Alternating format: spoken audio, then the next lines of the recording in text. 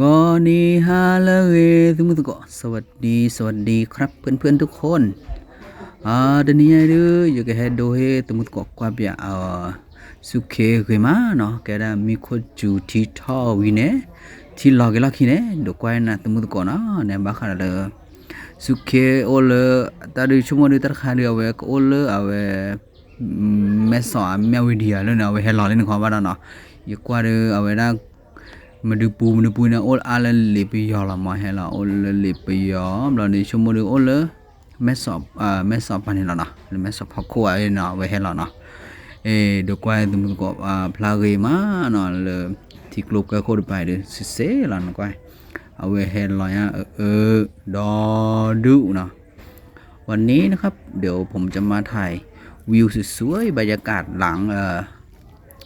น้ำขึ้นเสร็จแล้วอันนี้น้ำลดแล้วนะครับนี่ผมจะมาถ่ายให้เพื่อนๆได้รับชมได้ดูกันนะครับผมนี่นะครับบรรยากาศข้างๆแม่น้ำเมยนะครับตอนนี้นี่โอ้โหวิวสวยมากครับงามตามากๆเลยนะครับผมมีข้าวของขยะเต็มไปหมดเลยนะครับเป็นแถบเลยครับตรงนี้กองขยะเป็นภูเขาเลยนะครับผมเดี๋ยวผมก็จะเดินถ่ายให้เพื่อนๆได้เห็นได้ชมกันนะครับว่ามันสวยงามตาขนาดไหนนะครับผมดูท้องฟ้าก็สดใสดูพื้นดินก็สวยงามนะครับโอเคนะครับผมจะบรรยายเป็นภาษาไทยแล้วก็ภาษากะเหรี่ยงให้เพื่อนๆได้รับชมได้ฟังกันนะครับผมไม่เลยตาคุณตาขายกลายดูว่าดอกโอเลอร์เอาไว้นะ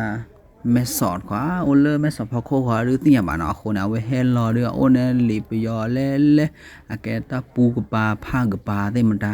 เอาคนเนี่ยยังก็โดเฮตุมุตโกกว่าเปียเกยมะใช่ไหมนะตาคุณตาขายลอยแกนะดิตาลุดเลยนะนะเอาคนเนี่ยกว่าเกยมะกว่าพลายกระเซกเซหัวนะกว่าพลายเปียเกมันกว่าเดโนเลกที่กลุกก็หุบปานกว่าเราที่กระจ้าพลายวาดลีวาดลาวางอวาสุวาลา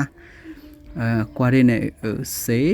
เนี่ยเลเตคิมตาบลาจุนบลาเจตากะยาป่าเนาะนักว่าอย่างก็คิดว่าโดสอยตมุตโกเพื่อนๆได้รับชมเนาะไอ้ก็โดสอยตมุตโกไว้ก็โดลอยแล้วตาพลาเดเจวะเนี่ยโอเคหน่อยเฮกว่าตมุตโกเอาไว้บางบัดดัวบ้าขัดเลยตาหูระค่ะรอปูว่าตะลุยเนาะคนนี้ก็ปาเตโชยดาวมูปป่วยโชบลาเนี่ยตมุตโกมีที่บ้านกดไลค์กดแชร์เนาะกดเฮกเฮบายเนาะตามเลย